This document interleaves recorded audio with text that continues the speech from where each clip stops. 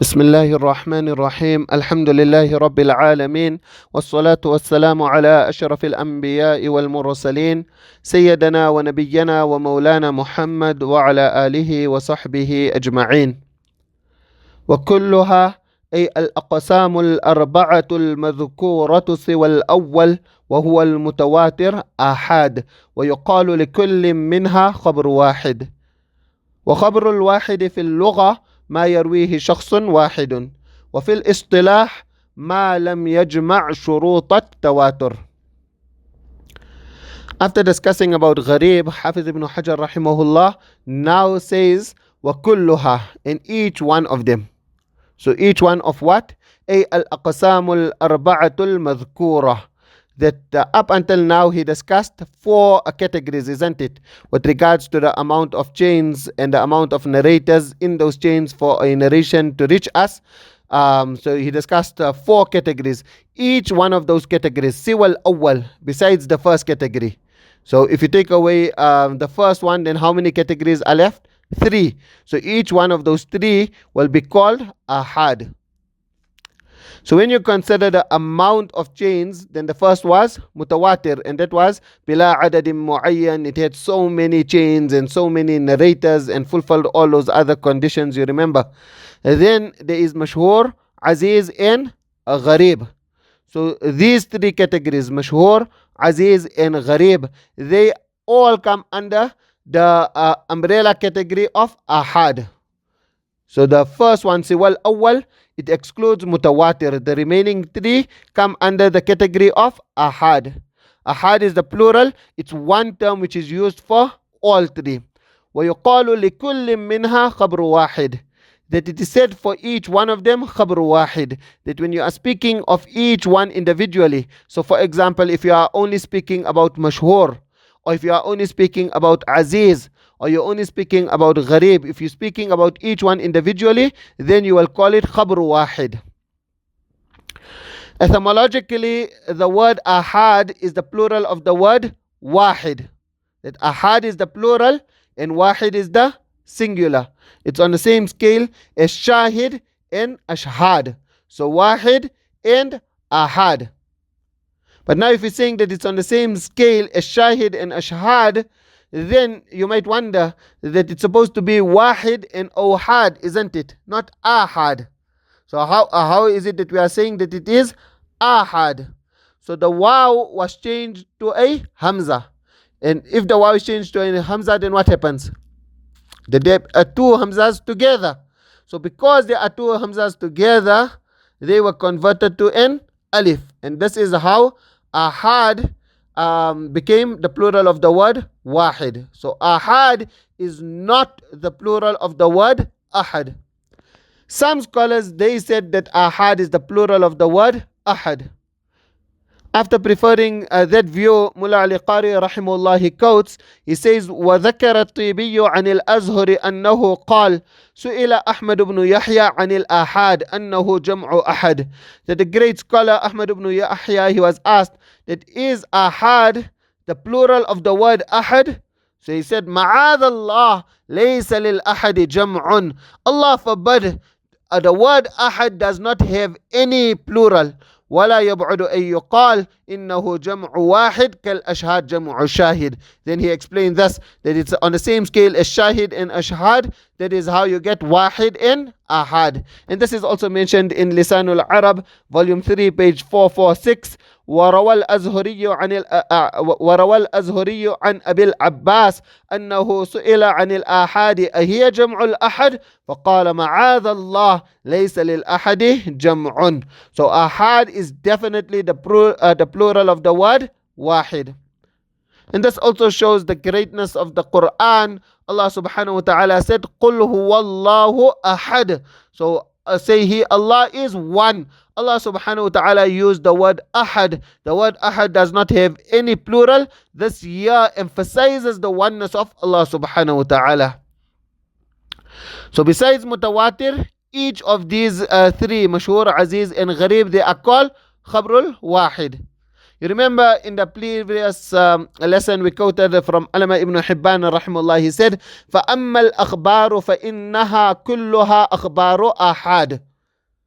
So Hafiz ibn Hajar rahimahullah, he now explains what is a khabrul wahid. So he says, وَخَبْرُ الْوَاحِدِ فِي اللُّغَةِ مَا يَرْوِيهِ شَخْصٌ وَاحِدٌ.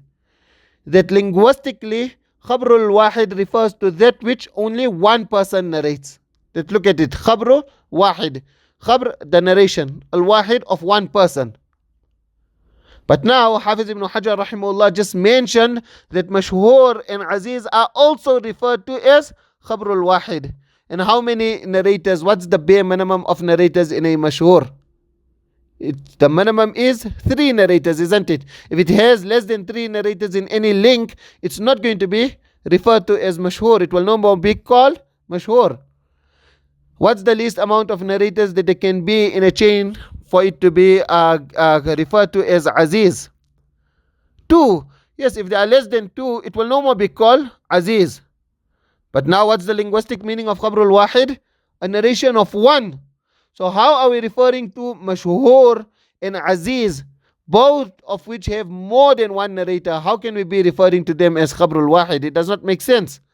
So therefore, Hafiz ibn Hajar rahimahullah, he clarifies that we are not calling a narration ahad based on the linguistic meaning. Rather, ahad is a technical term that is used. So he says, وَفِي الْإِصْطِلَاحِ مَا لَمْ يَجْمَعْ شُرُوطَ التَّوَاتُرِ. That technically, what is ahad? It is any such narration which does not fulfill the conditions of a mutawatir narration. So linguistically, the term is restricted to just one person. However, when using the term in the science of hadith, it refers to any narration that does not fulfill the conditions of mutawatir, irrespective of the amount of narrators. Sheikh Rahili wrote in his footnotes, those of you who are using his prints, you can look there at the footnotes. خبر الواحد ليس المقصود بخبر الواحد هو ما يبدو من ظاهر اللفظ. The meaning of خبر الواحد is not what is manifested from the apparent word. That خبر الواحد, it means the transmission, the narration of one person.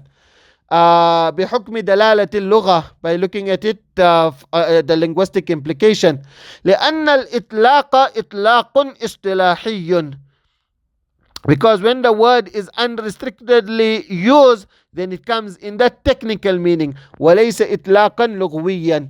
It's not used in the literal meaning. فليس المراد بخبر الواحد ما يرويه شخص واحد فقط، وإنما المراد به ما ليس بمتواتر، وهو الآحاد بأقسامه الثلاثة، لأن الاستعمال استعمال اصطلاحي.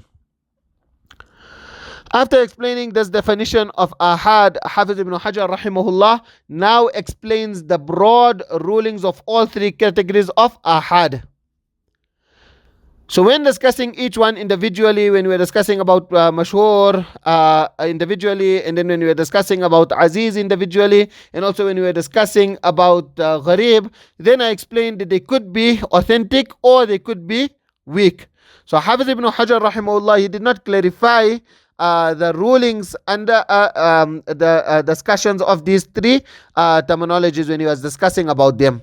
So he just mentioned those 3 categories, and now he mentions that they come under this broad category of mutawatir, and now he's mentioning the ruling. So he said, وَفِيهَا الْأَحَادِ المقبول وهو ما يجب العمل به عند الجمهور، وفيها المردود وهو الذي لم يرجح صدق المخبر به لتوقف الاستدلال بها على البحث عن أحوال رواتها دون الأول وهو المتواتر، فكله مقبول لإفادته القطع بصدق مخبره بخلاف غيره من أخبار الآحاد. So up until this point, Ibn Hajar rahimahullah, he discussed about the quantity. That is, how many narrators there must be in a chain for a narration to be defined in a particular manner using a particular term. So for example, if there are a minimum of 3, then it will be mashhur. If there are a minimum of 2, then it will be, or if the least amount is 2, then it will be aziz. And if there is only one person in any particular link, then it will be gharib. So it was all with regards to the amount of narrators. So now Hafiz ibn Hajar rahimahullah is no more discussing about quantity, now he discusses about quality, and that is whether a narration will be accepted or rejected. So he says وَفِيهَا, meaning from from Āhād, you have those which are maqbul. And what is maqbul? وهو ما يجب العمل به عند الجمهور. وفيها المردود, and then you have those which are rejected. وهو الذي لم يرجح صدق المخبر به. So maqbul, the literal meaning of it is accepted. When we are discussing about mutawatir, then we mentioned that all mutawatir narrations are maqbul. All mutawatir narrations are accepted. However, when it comes to khabrul wahid, then some narrations are accepted, some narrations are maqbul, but others are rejected. So Hafiz ibn Hajar rahimahullah, he says here that you have narrations which are khabrul wahid that are maqbul. However, you can see that Hafiz ibn Hajar rahimahullah, he did not define maqbul. That you're saying, okay, you have Āhād narrations which are maqbul. What is maqbul? He did not explain what maqbul is. Rather, he is simply saying the ruling of a maqbul narration. وَهُوَ مَا يَجِبُ الْعَمَلُ بِهِ عِنْدَ الْجُمْهُرِ. It is that which is compulsory to practice upon according to the vast majority of scholars. He did not tell us what's the definition of maqbul. So his student Alama Qasim ibn Qutlabagha rahimahullah, he noticed this and then he commented قوله المقبول وهو ما يجب العمل به عند الجمهور قلت هذا حكم المقبول. That this here is the ruling of maqbul, it's not the definition of maqbul. وهو أثره المترتب عليه, it is the effects which becomes assigned upon it. فلا يصح تعريفه به. So therefore it is not correct to be considered as a definition.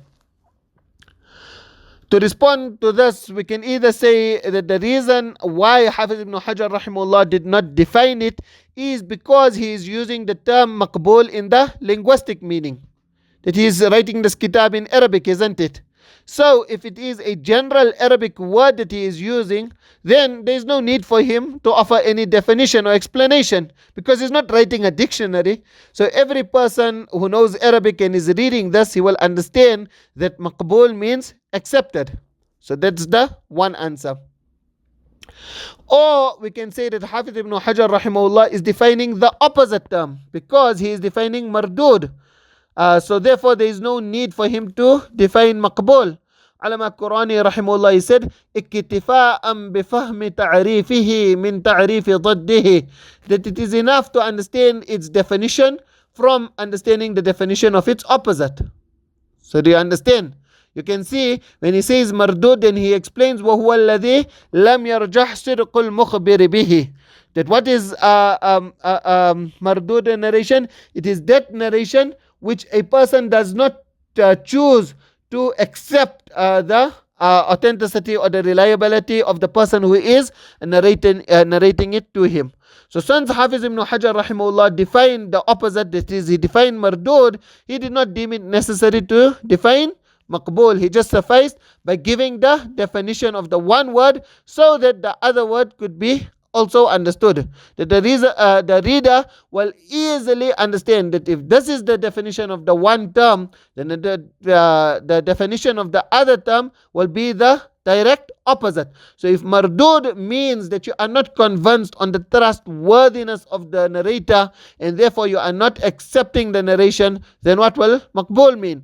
It will mean that you are inclined to accept the report of the one who is quoting it to you, and therefore you will accept it. Hafiz ibn Hajar rahimahullah is saying that narrations are maqbul, and what is then he gives the ruling. He says وَهُوَ مَا يَجِبُ الْعَمَلُ بِهِ عِنْدَ الْجُمْهُورِ. That maqbul narrations are those which it is necessary, it's wajib to practice upon them according to the majority.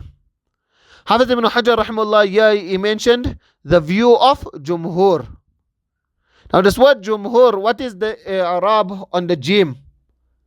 So the jim will have a dhamma. It is jumhur, it is not jamhur. You know, our Shaykh al-Ḥadīth, Hazrat Fazlur Rahman, Hafidahullah, he always says jamhur is incorrect according to jumhur. Do you understand?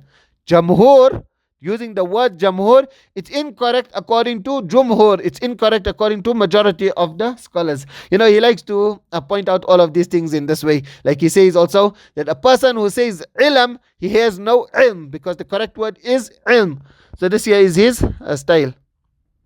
So Hafiz ibn Hajar rahimahullah is saying that according to the majority of scholars, it is compulsory to practice upon the narration. And we as Hanafis, we also agree with this view that it is compulsory to practice upon it. Alama Jassas al-Razi rahimahullah, he mentions in his Fusul, يوجب العمل بموجب حكمه. It necessitates practicing upon the implications of its ruling. Likewise, Alama Bazdawi rahimahullah, page 152, باب خبر الواحد وهو الفصل الثالث من القسم الأول وهو كل خبر يرويه الواحد أو الاثنان فصاعدا لا عبرة للعدد فيه بعد أن يكون دون المشهور والمتواتر. You remember the taqsim according to Hanafis are different. So then he says وهذا يوجب العمل ولا يوجب العلم, that it necessitates practicing upon it. Now here a question might be raised, that there are many fadail narrations that are khabrul wahid, isn't it? So there are so many narrations which mentions the virtues of something, and yet no one says that it's compulsory to practice upon them. For example, in Riyadh al-Salihin, you have the narration عن عبد الله بن عمرو بن العاص رضي الله عنهم أن رسول الله صلى الله عليه وسلم أو أن رجلا سأل رسول الله صلى الله عليه وسلم أي الإسلام خير, that which is the best act in Islam. So the Prophet ﷺ said, تطعم الطعام وتقرأ السلام على من عرفت ومن لم تعرف, that you feed others and you greet every person, whether you know the person or whether you do not know the person. So this narration, it's a khabrul wahid. Yet no one says that it's compulsory upon you to make salam with everyone. Is there anyone who says, yes, it's compulsory to reply to the salam? But is it compulsory, is it wajib that if the next time you see a Muslim, you have to go and make salam with him? So there are so many narrations like this which are accepted, yet no scholar says that it's compulsory to practice upon them. So how is Hafiz ibn Hajar rahimahullah, you're saying that it is compulsory to practice upon these narrations according to the vast majority? So in response to this, Alama Sindi rahimahullah, he says that it's compulsory to act if the narration denotes upon wujub. And if there is nothing to show that this narration does not denote upon that which is not compulsory. So he says, إِذَا كَانَ دَالًا عَلَى الْوُجُوبِ لَوْلَا الْمَانِعِ. If the narration denotes upon wujub, if it denotes that it's compulsory, then it will be compulsory, لَوْلَا الْمَانِعِ, as long as there is no impediment. فَلَا يَرِدُ الْخَبْرُ الدَّالُ عَلَى النُّدْبِ لِعَدَمِ الدَّلَالَةِ عَلَى الْوُجُوبِ. So it does not apply to a narration which clearly denotes upon nudb, upon istihbab, upon desirable, because it is obvious that they do not imply upon compulsion. Likewise, he says that وَلَا الْمَنْسُوخ لِتَحَقُّقِ الْمَانِعِ. It does not apply to those narrations that are abrogated because of the impediment. So these are examples of narrations that are not compulsory to practice upon. Those which clearly show that it's just a suggestion, it's a recommendation, it's advice from the Prophet ﷺ, and those narrations which are abrogated. Alama Qurani rahimahullah also said, إِذَا لَمْ يَكُنْ هُنَاكَ تَعَارُض, if there are no contradictions. Because if there are contradictions, then practicing on the one narration would mean that you are not practicing on the other narration, isn't it? Or naskh, or abrogation. So the default ruling is that acting upon a khabrul wahid is compulsory, but the fuqaha and the jurors, they will look to see if there is any reason to prove that it is not compulsory to practice upon those narrations. So those are the one type of narrations which are khabrul wahid. وَفِيهَا الْمَرْدُودِ وَهُوَ الَّذِي لَمْ يَرْجَحْ صِدْقُ الْمُخْبِرِ بِهِ. Then you have mardud narrations, narrations which are rejected. Now here, it's important to note that we use the word mardud, but it only means that it should not be practiced upon. We are not saying that the words of the Prophet ﷺ are mardud, na'udhu billah. It just means that we do not practice upon it. وَهُوَ الَّذِي لَمْ يَرْجَحْ صِدْقُ الْمُخْبِرِ بِهِ. It is those narrations where the truthfulness of the transmitter has not been preferred.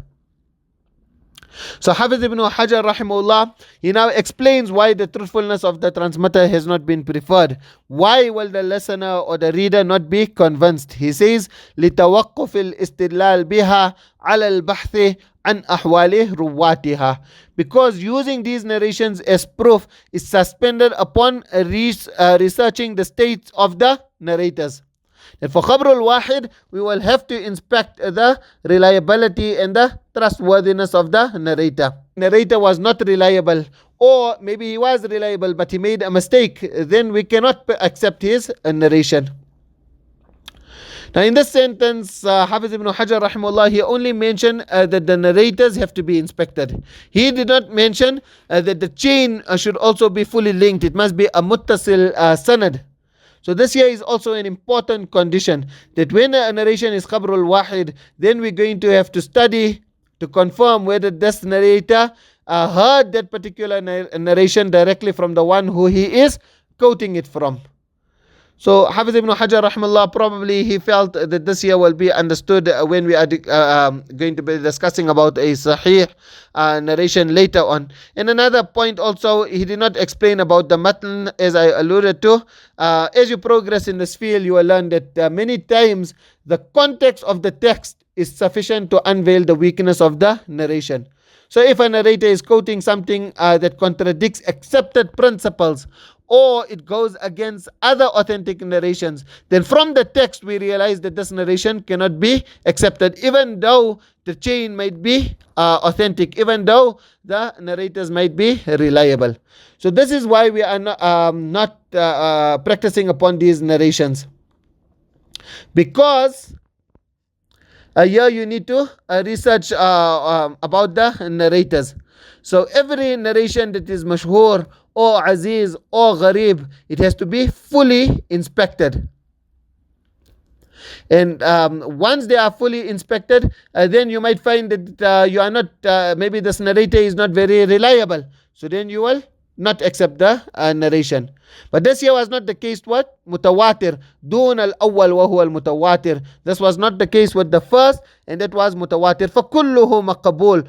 All mutawatir narrations are accepted. You remember when we were discussing about mutawatir, we said that you do not even have to inspect the chain. You do not have to study the narrators at all, because by default, all mutawatir narrations are accepted. لإفادته القطع بصدق مخبره. For a mutawatir narration, you are fully convinced that the person, so many people are telling it to you, you are really convinced that they're all speaking the truth. بخلاف غيره من أخبار الآحاد. This is not the case with regards to أخبار الآحاد. For أخبار الآحاد, once you hear it, it's only one person telling it to you, or two people, or three people, so you could still have some type of hesitation in accepting it. You will not just readily accept it. So therefore, you will now need to inspect about this person who is telling it to you. Is he a liar? Is he trustworthy? Can I accept from him?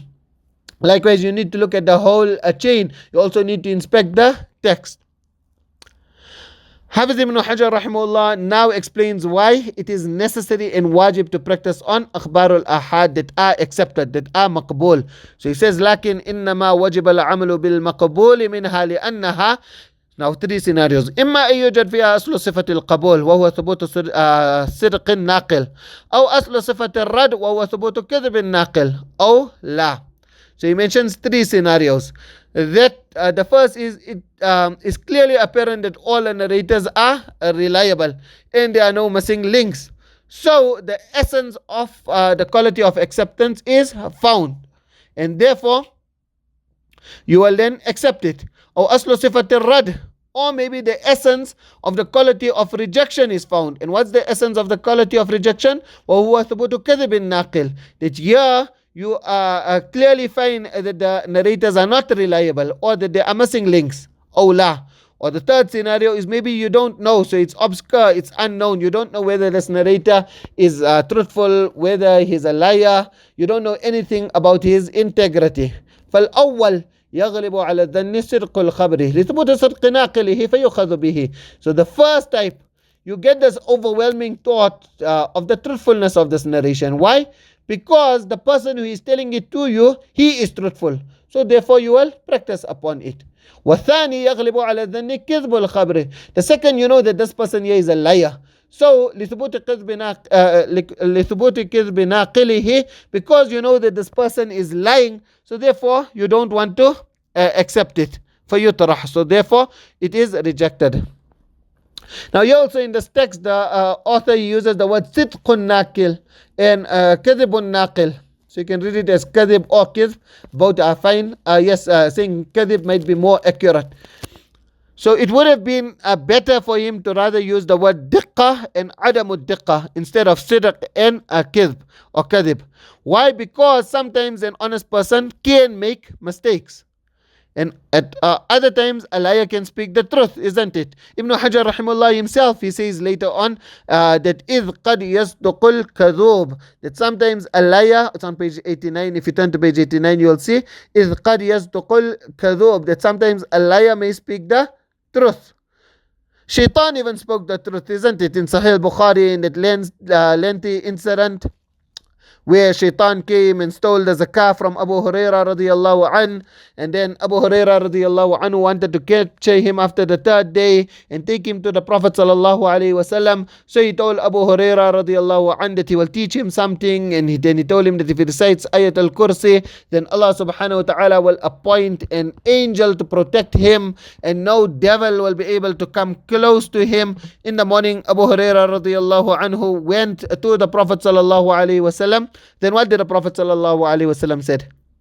He said, "Ama innahu qad sadaqaka wa huwa kadhub." That listen well, he has spoken the truth, but don't forget he's a great liar.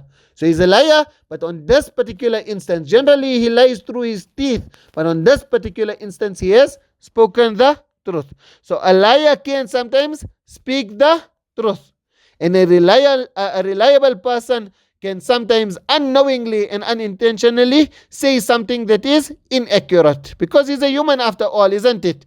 The greatest imam and the best narrator can make a mistake, because narrators are human beings, so they are prone to mistakes. So if a reliable person makes a mistake, then that narration is going to fall into the second category. Now, to use the word as kadhib, to say that he lied, for an honest narrator is rather harsh. It's actually disrespectful, because like I said, that there were times when great imams have erred. And then also, it's necessary for the author to add the clause of ittisal al-sanad, like how I mentioned earlier, because the truthfulness is not enough for a narration to be maqbool. And then also another point here is that you can see the author, he wrote يَغْلِبُ عَلَى الظَّنِّ, that you only have to have an overwhelming thought. He did not say that you have to have yaqeen. So this shows that you don't need firm conviction. It is sufficient for a person to just get an overwhelming thought. It is not necessary to get absolute yaqeen, to have firm conviction. And we'll discuss all about this here later on, inshallah. And then with regards to the third scenario, if we find a reason to link, so he's saying وَالثالث إن وجدت قرينة تلحق بأحد القسمين التحق وإلا فيتوقف, that we don't know the status of this person who is telling it to us. So now what do we do? So you say, okay, maybe this person, what he's saying, it does make sense and it could be accurate. So therefore this here is a reason of attaching it to maqbool narration. So then we will accept it. But if we find that this here is contradicting other narrations, then it gives us reason to doubt. So now we will make tawaqquf. So فَإِذَا تَوَقَّفَ عَنِ الْعَمَلِ بِهِ صَارَ كَالْمَرْدُودِ. When you are not practicing upon it, then it is like mardud. Because you are just like how you're not practicing on a mardud, so you're not practicing on others.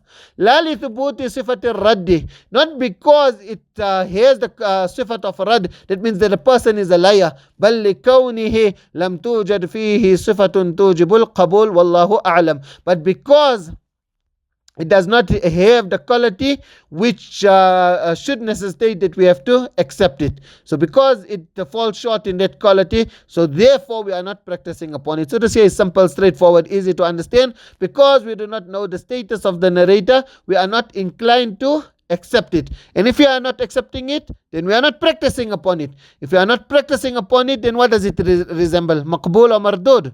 It resembles mardud, isn't it? Just as we are not practicing on mardud, we are not practicing upon this. So therefore, as long as we are not convinced that the words are from the Prophet sallallahu alaihi wasallam, we cannot assume that it is from the Prophet sallallahu alaihi wasallam and then think that, okay, now we're going to make amal. No, it has to be proven from the Prophet sallallahu alaihi wasallam. Although time is up, one quick principle that comes to mind, and I want to mention it to you, inshallah. That the principle is that any narration is, any hadith is masbuqun bil adam. That it was preceded by non-existence. Before the Prophet sallallahu alaihi wasallam could utter that statement was non-existent, isn't it? Could someone before the Prophet ﷺ was born, could he say that it comes in a hadith? No, there was no such thing as hadith. It's masbuqum bil adam fayahtaju ila ithbati wujudiha. So therefore, if you want to say that something is a hadith, then you have to prove that it is a hadith. The principle is Nabi sallallahu alaihi wasallam did not utter anything unless it is proven that he uttered it. So if anyone quotes a hadith, then it is the responsibility of the one who is quoting it to prove that the statement is indeed from the Prophet sallallahu alaihi wasallam. That you are saying that the Prophet sallallahu alaihi wasallam said this. Who told you that the Prophet sallallahu alaihi wasallam said this? How do you know that the Prophet sallallahu alaihi wasallam said it?